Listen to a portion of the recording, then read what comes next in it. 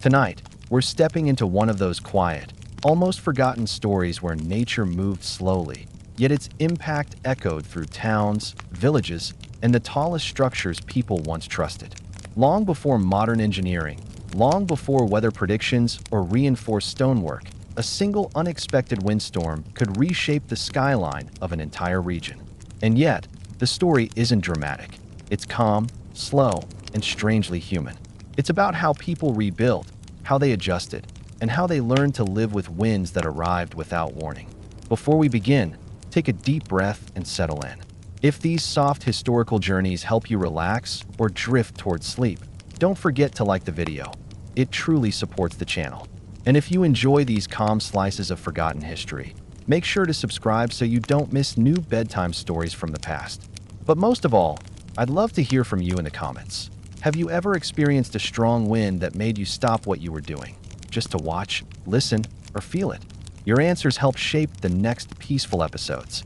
Now, let's quietly step into the old towns, look up at the tall wooden and stone towers, and listen to the slow, powerful wind that once changed everything.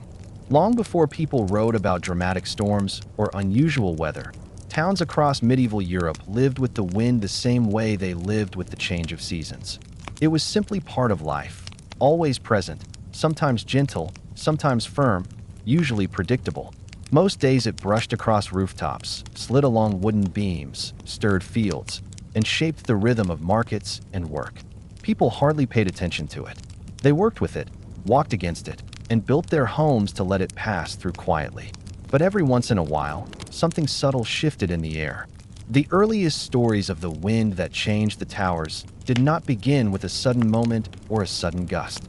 They began with a feeling, the kind that townspeople noticed only because they lived so close to the sounds and movements of their surroundings. Medieval life was slow, and people listened to the world differently than we do today. When the wind grew slightly stronger than usual, they felt it not as danger, but as something unusual, a hint that the weather had traveled from far-off places carrying unfamiliar patterns. Towns with tall towers, church towers, bell towers, watchtowers, or simple wooden lookouts noticed the change first. These structures were the highest points in a world built mostly of low wooden houses and stone cottages. They caught the wind differently. They carried the sky's moods more directly. And when the wind arrived with just a little more insistence, the top of a tower might respond before anything at ground level seemed different. It began with sound. Townspeople recalled how one morning the wind hummed through the wooden railings a little deeper than usual. Wooden beams produced a low, steady tone, almost like a distant flute, and those who listened closely felt that it was not the tower straining, but the air speaking. The sound wasn't threatening, just unusual enough that people paused in their morning routines to notice it. Carpenters, who understood wood better than anyone else, pressed their hands to beams and felt a faint vibration. Not shaking, just a small, rhythmic pulse, as if the wood were responding to something new in the breeze. They were not alarmed. Wood was known to shift with seasons, to swell with humidity, to settle after long sunny days. But this hum was different. Slow, even, persistent. Through the day, the wind continued with the same steady insistence. It wasn't fierce, it didn't swirl or rush. Instead, it pressed thoughtfully, like a steady hand resting on the side of a door. People walking near towers noticed small details, a rope swaying more than usual, a wooden sign creaking at a slightly lower pitch, or the faint rustling of rooftop tiles shifting against each other. And as evening approached, the air carried a calm weight. Not heaviness, just presence. The kind of presence that made people glance at windows or listen to rafters before blowing out their evening candles. It was not fear, it was curiosity. For centuries, towers had stood confidently in towns and cities. Some built of thick stone, some of timber, some a blend of both. No one believed wind alone could cause them any difficulty. Towers were symbols of stability, points of orientation, the places from which bells rang or watchmen observed traveling merchants on the roads below. And yet, the next morning, many towns woke to a subtle surprise. A few towers leaned ever so slightly. Not dramatically, not visibly to everyone. But those who lived nearest noticed that the shadow of a tower at sunrise fell in a slightly different place on the ground. Builders confirmed that nothing had broken. The structure had simply shifted, settled. adjusted to the long, steady wind from the previous day. This gentle leaning wasn't dangerous, but it was unusual enough that people talked about it quietly at markets. They wondered how far the wind had traveled. They wondered if the air had carried it across plains or forests. They wondered if it would return. And return it did. Over the next weeks, the wind came back in the same calm, steady pattern. Not harsh, not swirling, not loud. Just firm, persistent, like a guest who visited regularly and stayed a little too long. Towers across different regions responded differently. Wooden towers, flexible by nature, bent slightly, and then eased back to their original shape. Stone towers, which did not bend but shifted, settled more deeply into their foundations. And mixed material towers, stone bases with wooden tops, behaved in their own quiet ways, each responding like a living body adjusting to a new posture. None of this happened suddenly. People described the changes as the towers growing tired, though no one meant it literally. It was simply the easiest way to describe the slow settling of structures that had stood confidently for decades. The wind did not push them down. It simply encouraged the towers to find new balance, the way trees slowly angle themselves over years. This quiet change led towns to observe their towers with a fresh sense of thoughtfulness. They realized that even the tallest and strongest structures were not fixed in perfect stillness. They were part of the environment, connected to air currents, seasons, and the movement of weather across great distances. The wind revealed something people had rarely considered, that their buildings were not just shapes against the sky, but participants in the natural world. People felt humbled, but not distressed. Medieval life was full of small shifts, the slow movement of riverbanks, the gentle wearing of footpaths, the leaning of ancient trees. The idea that a tower might gently reposition itself did not frighten them. It simply reminded them that nothing in the world stayed perfectly still forever. The towns responded with practical calmness. Carpenters checked beams and added support where needed. Stoneworkers inspected foundations and filled small gaps with mortar. Ropes were tightened. Tiles were secured. But all of this was done with the same quiet professionalism they applied to any household task. The wind was not a threat. It was something to work with, just as farmers worked with rain or shepherds worked with the movement of their flocks. Over time, patterns emerged. Regions closest to wide plains experienced the strongest steady winds. Coastal towns felt long, lingering breezes that pressed inland. Hilltop villages, where towers watched over valleys, encountered wind that wrapped around structures with gentle insistence. Each place created its own stories. Stories of the morning when a tower leaned just enough for villagers to notice, or the day builders climbed to the top to listen to the wind humming softly between beams, or the evening when the entire town quietly gathered to watch ropes sway in the calm twilight. These weren't dramatic stories. They were peaceful, observational stories, the type told by people who lived close to the natural world and understood that even change could happen gently. What surprised people most was not that towers shifted, but how gracefully they did so. Nothing broke abruptly. Nothing collapsed. Instead, medieval towns watched as their tallest buildings slowly found a new relationship with the wind, adapting quietly, much like the people themselves adapted to seasons, animals, or tools. The phenomenon made people think more deeply about construction. They began considering how wind might interact with height, shape, and material. Builders started placing wooden beams more carefully, adding cross-bracing where they had not before. Stoneworkers recommended broader foundations for tall structures. Carpenters adjusted the angle of rooftops to guide the wind more smoothly around towers. The towers themselves became quiet teachers. And so, long before the great winds of later years, long before the stories of toppled structures or redesigned rooftops, the medieval world experienced this first gentle lesson. The moment towns realized that wind and architecture had a relationship all their own. And like all things in medieval life, it was a relationship built on patience, observation, and the acceptance that even the tallest structures could respond to the softest forces. When the towns first noticed their tall towers shifting gently in the wind, no one panicked and no one rushed to conclusions. Medieval life encouraged patience, observation, and a close relationship with the natural world. People didn't try to force answers. They watched, listened, and let weeks or even months pass before deciding what needed to be done. This quiet approach shaped how builders came to understand the wind, not as an enemy, but as something that needed to be studied calmly, much like the steady flow of a river or the warming of the sun across seasons. And so began one of the most overlooked chapters of medieval architectural history, the slow, thoughtful examination of how air moved around tall structures. Carpenters, stoneworkers, and tower keepers did not have scientific tools, measuring devices, or written formulas. What they did have was experience, careful attention, and countless small clues left behind by the wind itself. The first people to take a deeper interest in the wind's behavior were the carpenters who worked with wood every day. They understood how beams shifted with humidity, how joints loosened over time, and how certain sounds indicated movement. These carpenters were often the ones who climbed the towers regularly to check on beams, ropes, and lookout platforms. They felt the wind directly, across their faces, against their hands, and through the wooden floors beneath their boots. What struck them initially was how predictable the wind became once they paid attention. It didn't arrive randomly.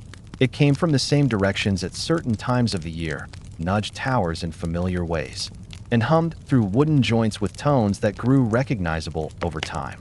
Some carpenters even joked that the wind had its own personality, gentle in the spring, thoughtful in the summer, steady in the autumn, and persistent in the early winter. They studied how the beams responded. If a beam made a low, drawn-out sound, it meant the wood was bending slightly. If it made a shorter, lighter sound, it meant the pressure came in brief pulses. If the hum traveled from one side of the tower to the other, carpenters could guess which direction the wind was turning outside. These were not scientific measurements. They were human observations, shaped by years of working with material that behaved like a living thing.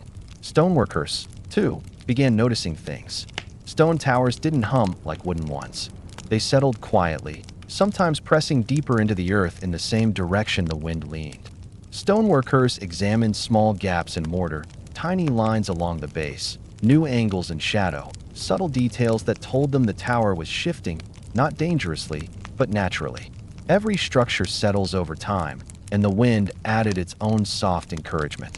One stoneworker described the process as the tower learning to breathe with the sky. While poetic in wording, he didn't mean it metaphorically. He meant it practically. The structure was adjusting, relaxing into its environment, moving so slightly that only someone who understood stone intimately could notice. Tower keepers, those who watched from elevated platforms, gave their own reports.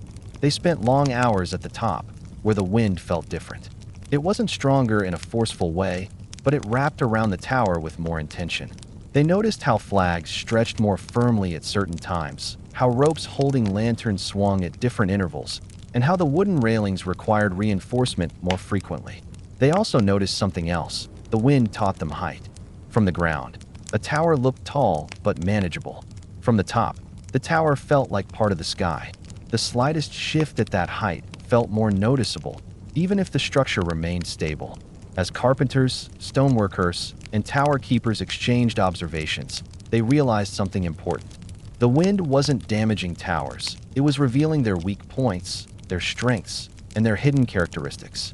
Towers built with closely spaced wooden beams responded differently from those with wide spacing. Towers with heavy stone bases behaved differently from those with lighter foundations. Towers with open platforms bent differently from those with enclosed tops. Builders didn't treat these differences as problems. They treated them as lessons. And through these quiet lessons, a new approach to building began to form, not written down in books, not debated loudly, but slowly taking shape in the minds of those who built Europe's skyline. One of the earliest adjustments involved cross-bracing inside wooden towers. Carpenters began adding diagonal beams inside the structure, connecting corners and supporting the central frame. These braces worked like gentle anchors, giving the tower a steadier posture. They didn't prevent movement. They simply ensured that any movement happened in harmony, not strain. Stoneworkers, meanwhile, improved foundations. They widened the bases of future towers, added extra layers of compacted earth beneath the stone, and learned how different types of soil held weight. They didn't talk about engineering the way we do today. They talked about understanding the ground, a phrase that reflected a deep respect for the earth and its slow, quiet reactions to the structures placed upon it. Builders also studied rooftop shapes. Steep roofs guided the wind upward and away. Flat tops invited the wind to rest and linger. Rounded tops split the wind smoothly. Each household and guild observed what worked best in their region. Coastal towns, where winds lingered, favored certain designs. Mountain villages, where gusts came from many directions, preferred others. But perhaps the most interesting result of these observations was how medieval people began thinking of wind not as something invisible, but as something with structure. They imagined it flowing like water around a rock, pressing here, softening there, circling gently around corners. They didn't need scientific diagrams to understand this. Years of observing trees, smoke, cloth, and rooftops gave them intuitive knowledge. And as the years passed, towns across Europe began to coordinate quietly. Builders from one region shared tips with builders from another during travels. Merchants carrying goods also carried stories of how towers in their home cities responded to seasonal breezes. Word spread across markets, inns, workshops, and stone yards. A carpenter visiting a neighboring town might say, "We've added a beam at this angle. It helps the tower rest easier during the long winds." A stone mason might respond, "We've thickened the base by a hand's length. The earth likes it more." No one used terms like research or innovation. They simply described what they saw and what worked. This gentle exchange of practical knowledge spread more effectively than any written document could have.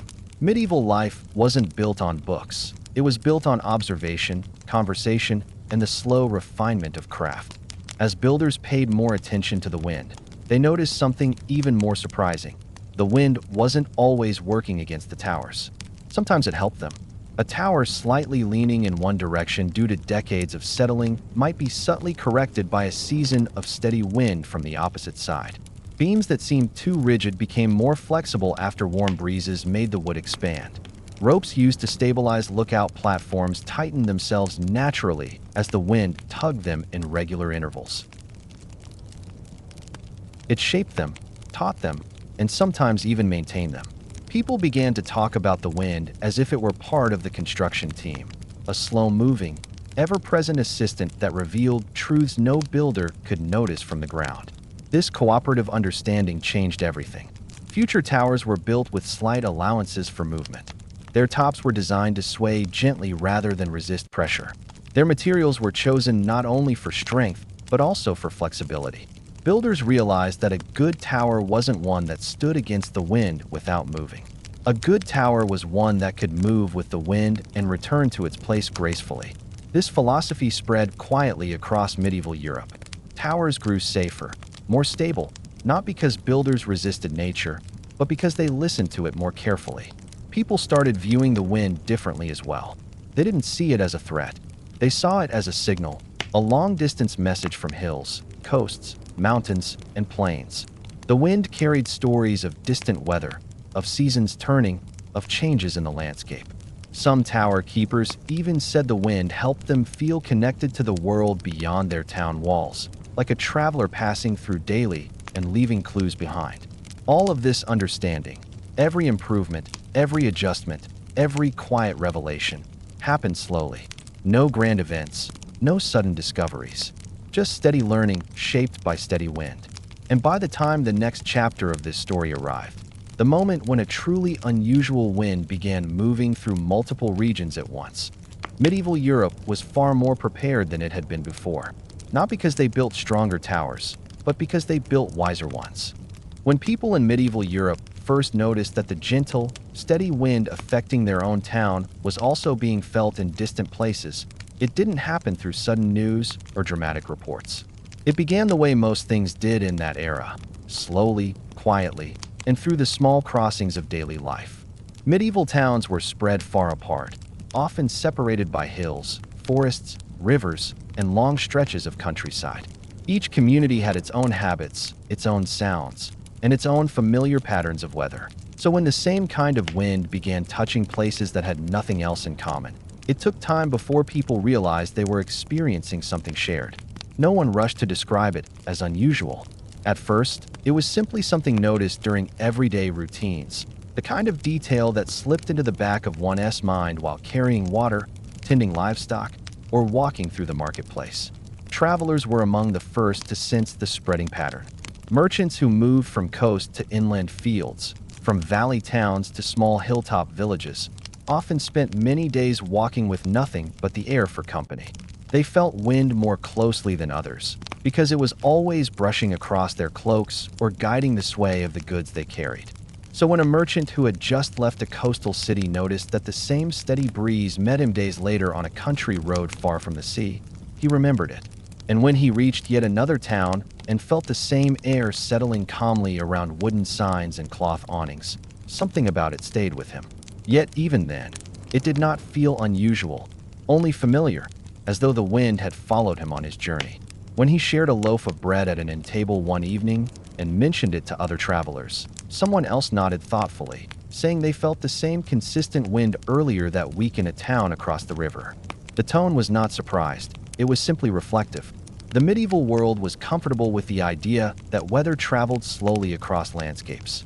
But this wind lingered longer than usual, and its character stayed remarkably the same from one region to another.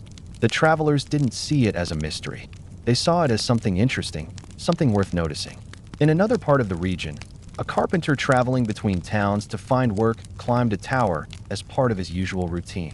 When he placed his hand against a beam at the top, he felt a familiar hum, the same steady vibration he had felt weeks earlier in a town 2 days' journey away. It was the kind of vibration that came from wind pressing in a consistent direction, not sharply, not suddenly, but like a long breath resting against the wood. He quietly mentioned this to the local builders. They nodded, saying they had also noticed the wind sounded slightly deeper in the beams this season. No one expressed concern. It was simply something to note in the daily rhythm of maintaining structures. Stoneworkers, too, began noticing subtle similarities. When they examined the bases of towers, they saw tiny signs of settling on one side. Nothing dangerous, nothing surprising, but the same kind of settling they had recently seen in another town where they had helped restore a foundation. The soil in each place was different, the type of stone varied, yet the pattern felt familiar. The stoneworker didn't treat this as a threat. Medieval builders knew that all structures adapted slowly to the environment around them. But these matching patterns, appearing in places far from one another, left a quiet impression. Further away, windmill keepers noticed something that others had not. The wind was blowing gently but consistently at the height of their mill sails. The air near the ground remained calm, allowing people to walk comfortably, but the upper air currents behaved differently. They were steady, smooth, and persistent.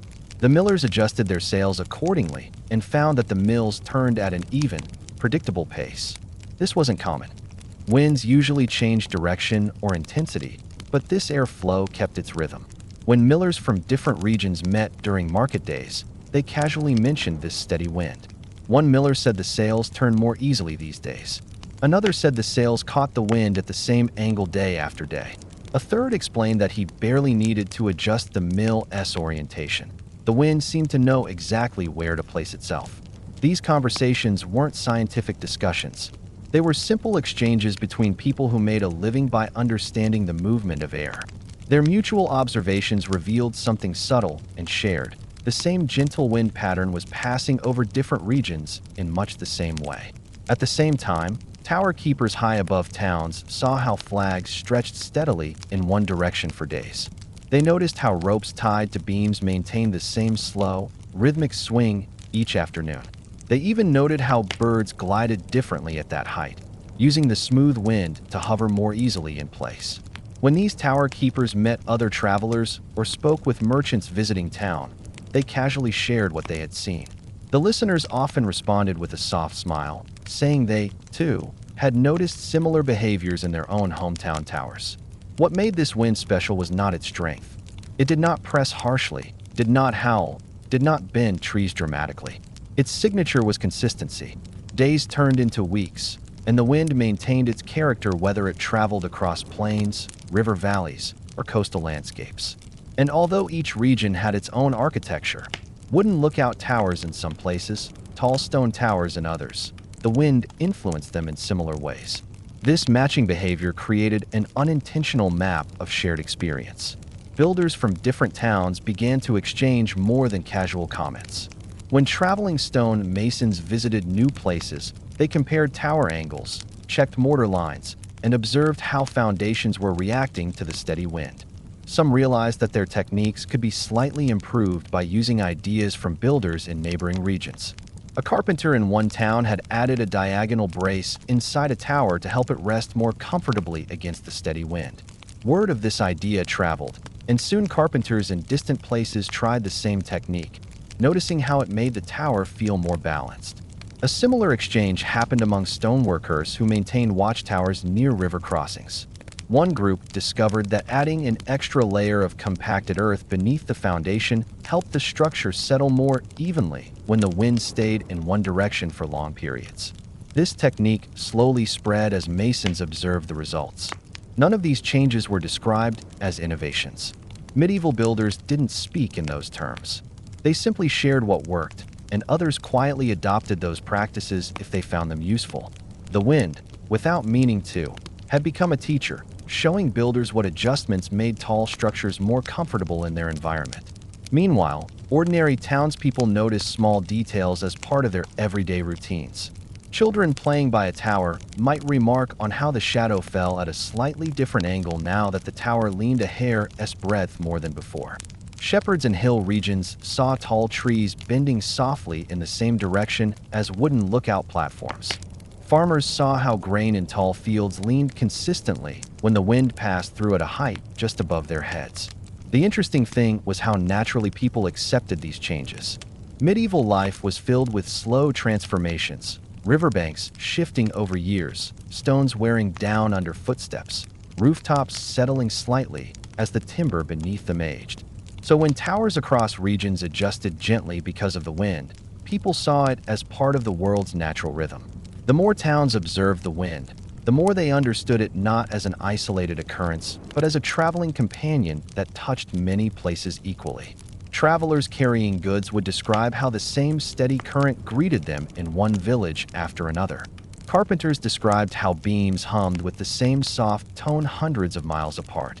Millers spoke of their sails catching the wind in ways identical to mills far beyond their horizon. All of this created a subtle sense of unity among people who rarely considered their connection to distant towns. They no longer thought of their tower's behavior as unique. They saw it as part of a wider pattern, a shared experience that gave them insight into the movements of nature far beyond their immediate surroundings. The wind unknowingly created a bridge between their stories. Without any formal system, the medieval world formed a network of quiet observations. A craftsman in one region adjusted a rooftop slightly after noticing how the wind curved around it. A builder in another town experimented with different beam angles. A steeple keeper in a distant village reinforced a railing in a way he had heard from travelers who passed through. These small choices accumulated, shaping the next generation of towers across Europe. None of the changes happened suddenly. They unfolded with the same slow rhythm as the wind itself, carried by conversations, travels, and shared experience. By the time the wind had touched countless towns, people had developed an intuitive understanding. Tall structures and the air around them were partners, not opponents. Towers did not fight the wind, they learned to move with it. Builders did not rush to fix what shifted, they adapted slowly, patiently. In this way, the spreading wind became more than weather. It became a teacher, a messenger, and a quiet connection between places that otherwise rarely communicated. And medieval Europe, without even realizing it, stepped into a new understanding of how towers lived within the world around them, not as isolated shapes against the sky, but as participants in the slow, steady movement of the air that connected faraway towns through a shared, gentle rhythm. As the gentle, persistent wind continued passing across regions and through the tops of tall medieval towers, people gradually realized something deeper. The wind wasn't merely shaping their buildings. It was quietly teaching them to observe, to think, and to share knowledge in ways that hadn't existed before. Medieval Europe did not have universities for builders, scientific councils, or engineering treatises available to ordinary craftsmen. What it did have was a world where observation mattered, where people paid attention to the movements of nature because their survival, comfort, and daily rhythms depended on it. And so, when the wind touched towers in dozens of towns with the same steady hand, it became a kind of unspoken guide, a teacher that traveled farther than any person, a silent reminder that the sky connected everyone beneath it. What made this moment in history so interesting was how people began adjusting not only their towers, but their understanding of the environment around them. It didn't happen in a meeting or through a declaration, but through thousands of tiny realizations scattered across villages and cities. A carpenter noticing how a rooftop angle helped the wind pass more smoothly. A miller observing how adjusting the direction of sails made the structure more balanced during the long breezes. A stoneworker concluding that a foundation reacted differently after days of steady wind. These tiny thoughts accumulated across time and place until, without anyone planning it, medieval architecture began shifting in gentle, meaningful ways.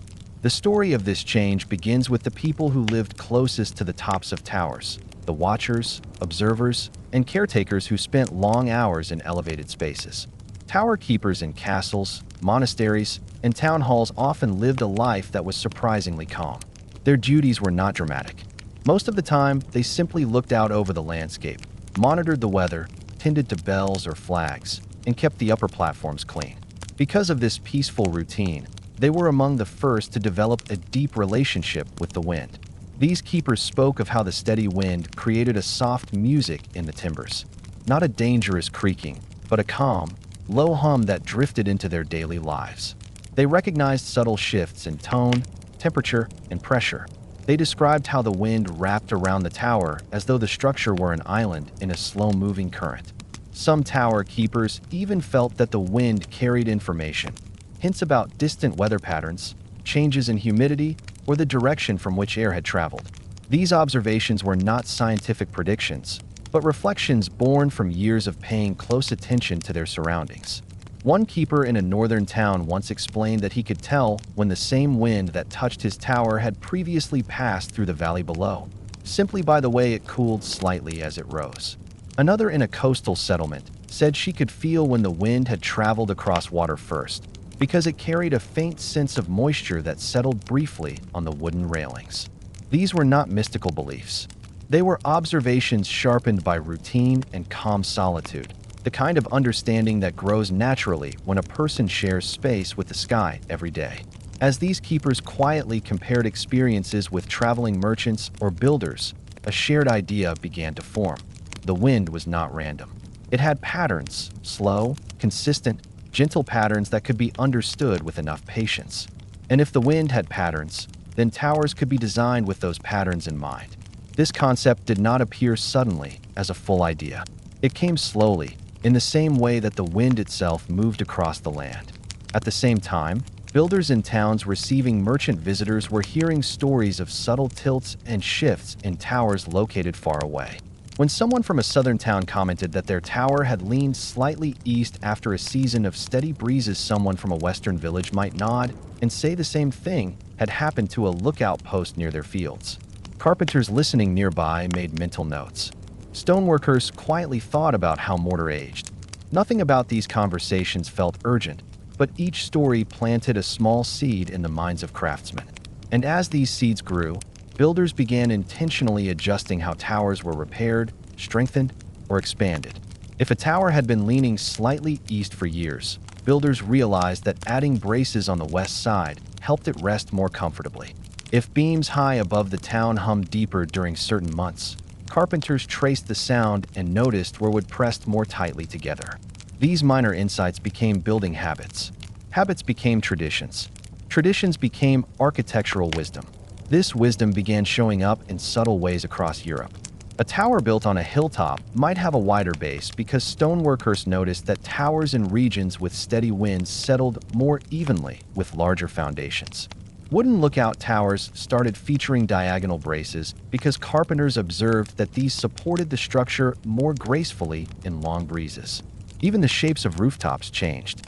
Some towns shifted from flat platforms to gently sloping tops, helping air travel more easily around the structure instead of lingering at the highest point.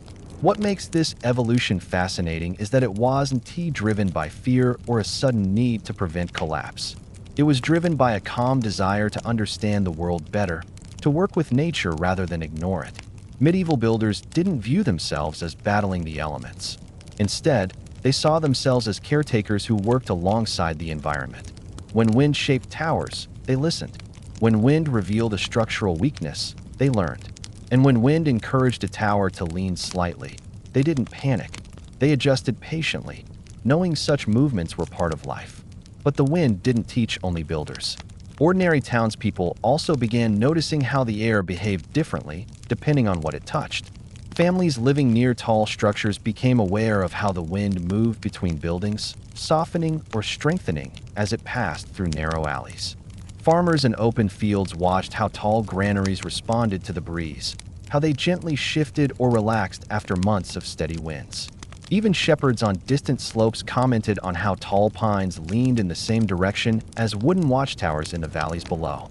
These observations created a sense of regional unity. Without maps, without letters, without formal communication, people in different towns were noticing the same patterns in nature. A farmer in the north might never meet a shepherd in the south, but both could describe the same kind of wind brushing across their landscapes. This kind of shared experience was rare in medieval life. Most knowledge remained local, shaped by the immediate surroundings. But the wind moved beyond borders, beyond towns, beyond dialects. And because of that, it gently connected people who would otherwise never have known they were experiencing the same thing. Builders took the connection even further. They began seeking out stories from travelers, asking about winds in distant places. A mason might ask a passing merchant whether towers in another region leaned similarly. A carpenter might ask how wooden roofs fared during long months of consistent breeze. These questions weren't part of a structured investigation. They were simply conversations guided by curiosity. Curiosity in medieval life moved slowly but deeply. It guided hands more than words. A craftsman who heard that towers in coastal towns settled slower than inland towers might try a new method when preparing the next foundation. A carpenter who learned that beams in a mountain tower hummed softer after adding additional bracing might test the same idea in his own workshop. Each improvement built on another, until over generations, medieval architecture carried the imprint of countless quiet lessons. As towns adjusted their building practices, the relationship between wind and tower grew more harmonious. Instead of resisting the wind, towers began using it. They leaned in ways that stabilized them. They incorporated shapes that guided wind gently rather than catching it abruptly. Their foundations were laid with a deeper understanding of how earth, stone, and air interacted. And builders grew more confident in designing structures that lived comfortably in their environment. By this time, it became clear to many people that the wind was not only a force but a companion, something steady, something informative, something that shaped life without rushing it. Even as generations passed, people recalled how their grandparents described the same gentle breeze years earlier. They spoke of seasons when the wind returned, shaping rooftops, influencing repairs, and guiding decisions about where to place new watchtowers or bell towers. Nothing about this process was dramatic. It was slow, steady, and thoughtful. It reflected the essence of medieval life, a world where people took their time, where observation mattered more than haste, and where the environment itself played a role in shaping knowledge. And somewhere in the middle of all this quiet learning, medieval Europe unknowingly laid the groundwork for understanding airflow, structural balance, and natural forces. Concepts that future generations would study with mathematics and science, but which medieval people understood through experience and patient attention. Their towers became not just landmarks, but silent records of how humans and nature interacted, how knowledge spread without needing a written form, and how the simplest patterns in the wind could unite people across distances far greater than they could travel. For many years, medieval towns experienced the slow, steady presence of the wind without giving it dramatic meaning. Life moved forward with its usual rhythm. Market days came and went, harvest seasons followed their expected cycles, and people carried out familiar routines inside homes, workshops, and fields. Yet through all of this, the wind continued its quiet work at the tops of towers, shaping them gradually, adjusting their balance, and revealing new lessons to those who observed closely. By this time, builders, tower keepers, travelers, and ordinary townspeople had all learned something simple but profound. Tall structures lived a different life than the buildings at ground level. They were exposed to the sky, influenced by currents, sounds, and temperatures that people on the streets barely noticed. And this awareness slowly brought a deeper appreciation of height, air, and the gentle forces that passed above their daily routines. This chapter explores something subtler, how the slow and persistent wind changed not just towers, but the rhythm of entire communities. Because as the years went by, the wind became part of how people organized their thoughts, how they planned repairs, how they discussed weather, and even how they understood the landscape around them. It became a presence that shaped medieval life in the quietest possible way, through consistency. One of the first signs of this shift came not from engineers or builders, but from bakers. Medieval bakeries often had chimneys that rose higher than most house rooftops. These chimneys were narrow, made of carefully stacked stone or brick, and they released warm air from ovens that burned all day. Bakers observed that during certain seasons, the steady wind carried the smoke in the same direction for weeks. At first, it was convenient. They knew exactly where to stand to avoid the smoke drifting from the ovens. But after a while, the bakers realized something else. The movement of smoke revealed the air's character at different heights. The smoke near the chimney top flowed in smooth, unbroken streams, while at ground level, it dispersed more irregularly. The bakers began using the movement of smoke to predict how the wind would behave during the day. If the smoke stretched far before breaking apart, they knew the upper air was steady. If it shifted direction slightly but held its general path, they knew the wind was settling in for another long pattern.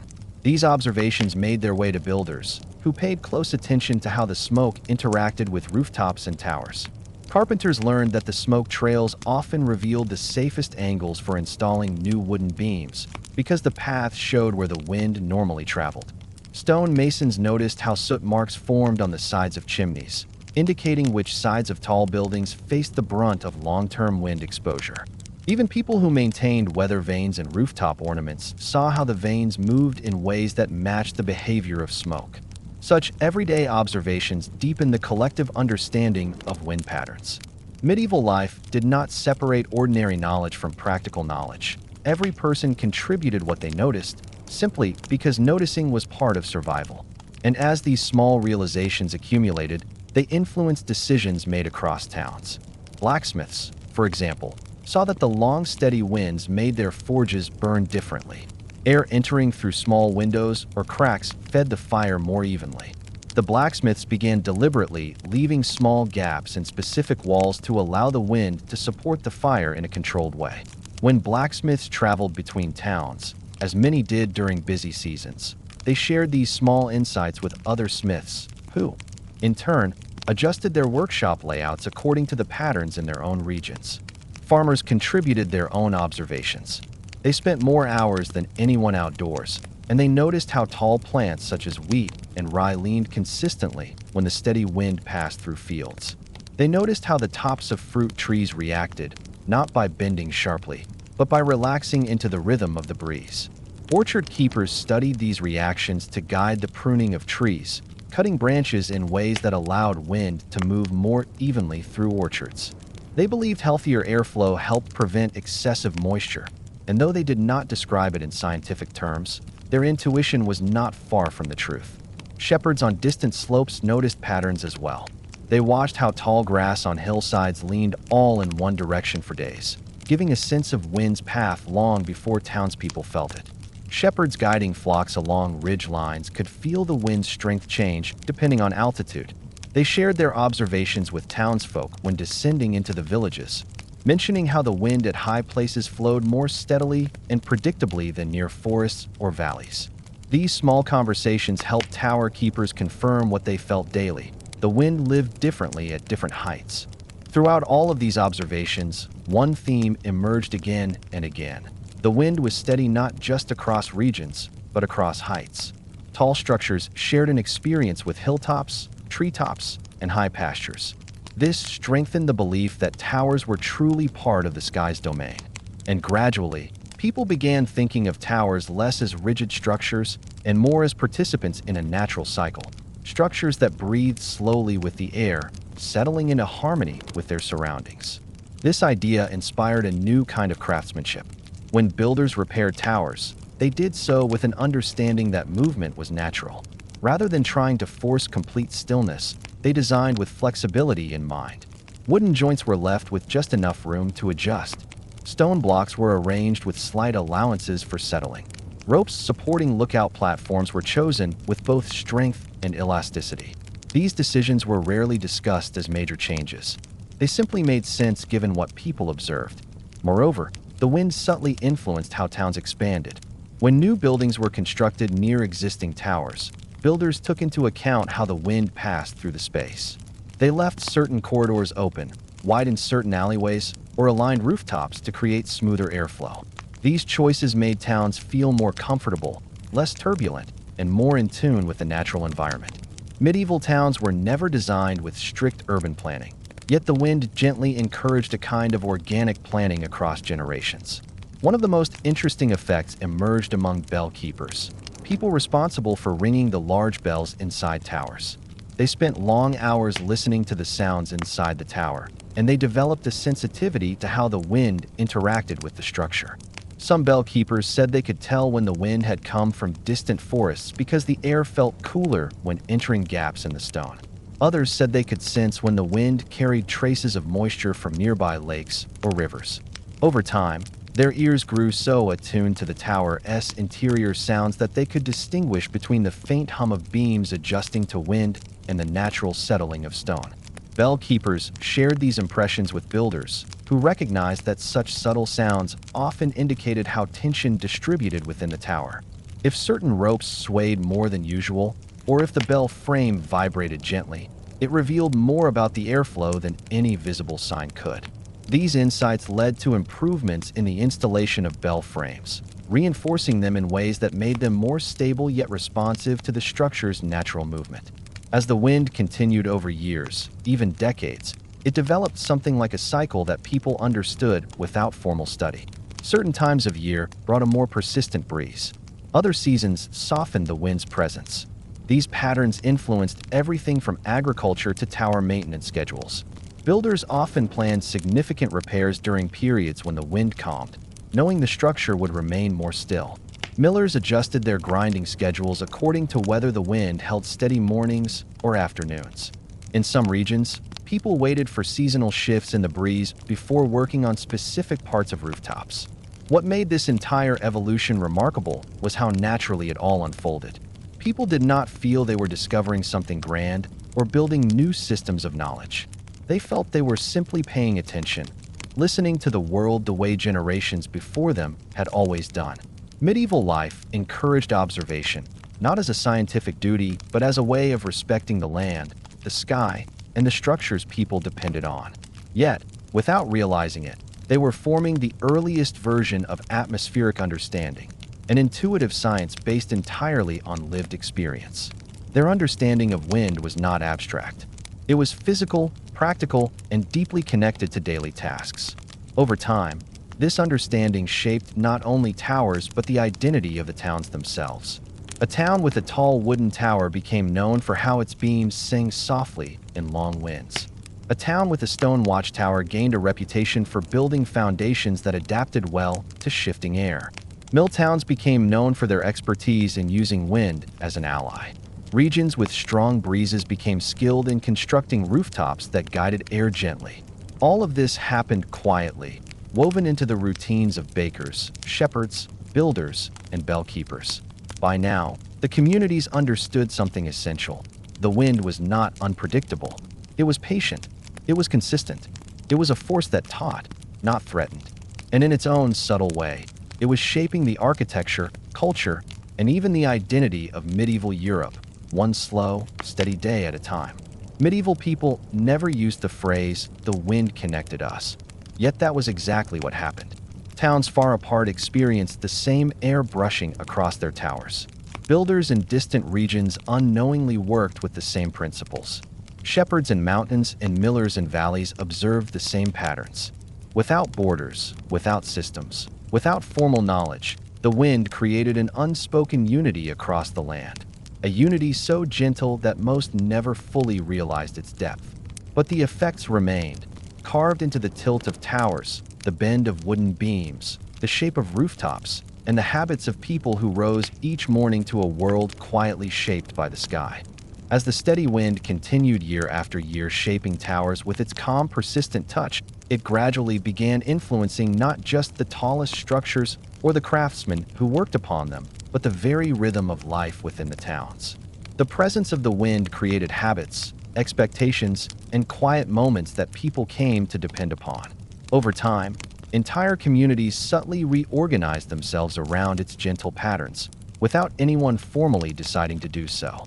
This unspoken adaptation spread through generations, as naturally as people learned when to plant crops, when to expect seasonal rains, or when to prepare their homes for winter. One of the first places where this influence became clear was in the routines of morning activity. Medieval towns woke early, sometimes before dawn, when tradespeople prepared for the day.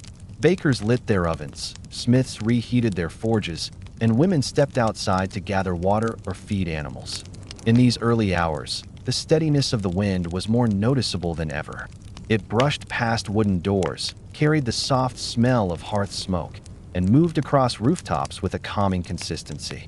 People walking through quiet streets grew accustomed to the sound of cloth signs flapping in the same direction or the faint hum of a tower beam shifting gently in its frame. These sounds became part of the town's natural morning rhythm, as familiar as birdsong. Children, who noticed simple things more readily than adults, often commented on how the flags at the top of towers seemed to wake up each morning before the rest of the town. They would point toward the sky and say the wind arrived first, greeting the buildings long before the market noise began. Parents didn't always respond directly. They often had work to do, but they quietly acknowledged that the children were right. The wind had become one of the first presences of the day. Adults, too, developed their own quiet habits around the wind. Carpenters began checking certain beams at the same hour each morning, because they learned that the slight expansion of wood in the early hours created a particular sound that told them everything was stable. Millers checked the angle of their sails, knowing that the steady wind often started its daily rhythm just after sunrise. Farmers listened to how the breeze moved through tall grass, using the tone of rustling stalks to anticipate whether the day would remain calm or grow warmer by afternoon. Even shopkeepers felt the influence. Many of them set out their goods on tables according to wind direction, placing lighter items where the breeze would not disturb them. Cloth merchants positioned their displays so that the steady wind highlighted the fabric's movement, drawing customers' attention. These choices were practical, but also gently shaped by years of familiarity with how the wind behaved. This subtle dependence on the wind reached even into household routines. People hung laundry in places where the breeze could pass through easily, knowing that the consistent airflow dried cloth faster. Women opening their shutters in the morning learned how to angle them so that the wind cooled rooms in summer and circulated candle smoke in winter. Despite never discussing it formally, households in different towns developed similar habits simply because they all lived beneath the same unspoken tutor, the wind moving gently across the land. In time, the wind also influenced how towns organized their communal spaces. Market squares, which were often laid out irregularly due to the natural growth of settlements, began developing stalls in ways that followed the breeze. Cloth traders placed their tents in rows aligned with the wind so that the fabric hung steadily without twisting. Potters arranged their tables so that the breeze cooled newly glazed items at predictable rates. Public seating areas were placed in locations where the wind flowed softly without carrying too much dust. These choices weren't written into plans or enforced by town leaders. They simply emerged as people observed, adjusted, and remembered what worked best. Towns even began to notice how the wind shaped sound. Songs from churches or monasteries drifted farther on days when the upper air was steady. Bell tones traveled differently depending on the angle of the wind, sometimes reaching fields far beyond the town borders. Shepherds grazing animals in distant pastures could tell which bells belonged to which towns because they learned how different winds carried the sound. This created a sense of familiarity across regions. Shepherds recognized distant communities through nothing more than sound moving on wind currents. At the same time, the architecture of towers subtly shifted as builders took into account the long-term patterns they observed. New towers were constructed with an understanding that they would interact with wind throughout their lifetimes.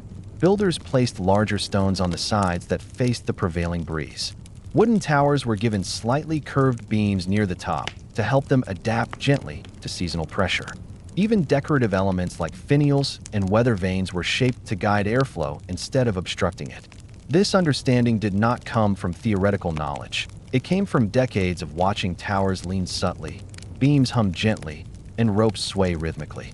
Tower keepers shared stories of how the wind helped them judge when to oil wooden platforms or tighten the bindings of lantern poles. Builders incorporated these lessons into new designs. Carpenters recommended certain types of wood for structures exposed to upper-level breezes. Stone masons adjusted the thickness of walls based on how the wind had shaped earlier structures in the region. The learned behavior even extended to the placement of new buildings. When towns expanded, builders often discussed where the wind traveled most comfortably. They didn't use mathematical models. They used intuition, memory, and the shared experiences of generations. If a family wanted to build a house near a tower, craftsmen might advise placing it slightly to one side so the wind would flow smoothly between the buildings instead of pressing awkwardly against the walls.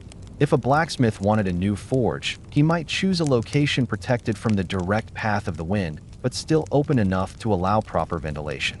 The wind, in its soft persistence, also influenced social life. People tended to gather in outdoor locations where the breeze created comfortable temperatures. In summer, families often took their meals in courtyards or on porches where the wind passed regularly. In winter, they placed wooden screens around gathering areas to soften the breeze without fully blocking it. Children played games that involved watching how cloth strips moved on the wind, learning about direction and rhythm long before they understood seasons or geography. Some towns even held small informal traditions around the wind. On days when the breeze carried the scent of distant flowers or fields, people took it as a gentle sign of good weather. Market sellers said such days were lucky. Children believed that the wind carried distant stories, and they often asked elders whether the gentle breeze meant someone far away was thinking of them. Elders usually smiled and gave quiet answers, appreciating that the wind, in its calm way, sparked imagination. Through these generations of interaction, the wind became more than just part of the environment. It became part of identity. People recognized seasons not only by temperature, but by how the wind felt on their skin. They recalled important memories by the character of the breeze that day, perhaps the tone of a tower beam on a morning long past, or the steady lean of tall grass during a family gathering. Because of this connection, the wind influenced communication between towns. Travelers, noticing similar wind patterns in different places, carried stories with a sense of recognition. They would remark that a tower hundreds of miles away hummed with the same tone as a tower in their home village. This created a bond, subtle but real, between distant communities. People began to understand that they lived beneath the same sky, shaped by the same currents of air, even if they never saw each other or shared a language. Perhaps the most remarkable part of this slow evolution was how unintentional it was. No one deliberately documented these patterns or set out to study the wind as a scientific phenomenon. The knowledge formed naturally, quietly, and peacefully. It came from people living attentively, relying on their senses, and placing trust in the slow rhythms of nature. Medieval life was full of challenges, yet this constant breeze reminded people of stability, something predictable in a world where many things changed unpredictably. The wind was familiar, dependable, and steady. Even when the sky shifted or seasons turned, the wind offered a sense of connection across time and place. Because of this deepening connection, towns grew more confident. They understood their environment better. They knew how towers would settle, how rooftops would respond, and how buildings could be shaped to live comfortably beneath the sky. They adapted their daily habits, their architecture, and their cultural routines in subtle yet lasting ways.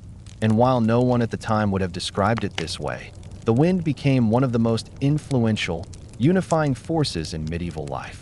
It shaped how people listened. It shaped how people built. It shaped how towns grew. And most importantly, it shaped how communities understood themselves as part of something larger, connected not by roads or messages, but by the sky itself. All of this happened slowly, gently, and without rush, just like the wind. With each passing year, the steady wind became so familiar to medieval towns that it quietly shaped the way generations understood their surroundings. The towers that presided over marketplaces and valley roads no longer felt like immovable monuments. They began to feel almost alive, slowly shifting with the seasons, leaning with the patience of trees, and humming softly when the sky touched them with long breaths of air. For people living beneath these structures, life settled into an unusual harmony with the wind. What once had been subtle became expected. What once had been natural curiosity became tradition. By now, almost every person in a medieval town, whether shepherd, merchant, baker, or child, had some small story of how the wind played a gentle role in their daily routine. These stories were rarely spoken with excitement. They were delivered in the calm tone of people accustomed to listening rather than rushing. Medieval life rewarded patience. The wind rewarded familiarity. Together, they shaped communities in ways more lasting than builders realized. One of the most interesting changes occurred in how people interpreted time. Medieval towns rarely used clocks during this period. Time was measured by bells, by shadows, by routines, and by natural cues. The wind began to play a role in this system. Tower keepers became so accustomed to the steady morning breeze that they noted its arrival as a kind of signal. If the wind rose slightly earlier than expected, farmers assumed the day would warm quickly. If it arrived later, people prepared for a slower morning in the fields. Over years, these observations became part of the town's shared understanding. Elderly residents remarked how the wind arrived in its own hour, and younger generations learned to trust this sense of timing. Artisans, too, adjusted their work to the wind's rhythm. Potters noticed that drying clay responded best when placed in spots where the air moved gently but consistently. They learned to position shelves in alignment with the breeze. When a potter traveled to another region, they often compared how local winds differed from those back home. And these comparisons taught them new techniques in preparing clay, glazing, and cooling finished pieces. Textile workers, especially weavers, developed a similar sensitivity. Cloth behaved differently depending on airflow.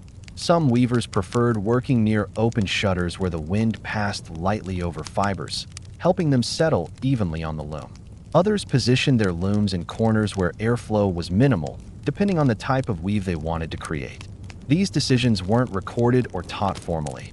Apprentices simply watched their elders and listened as they explained how threads behaved under different breezes. Even the simple act of storing grain adapted to the wind. Granary keepers realized that long-term airflow could help keep certain grains dry, as long as the breeze didn't enter too sharply.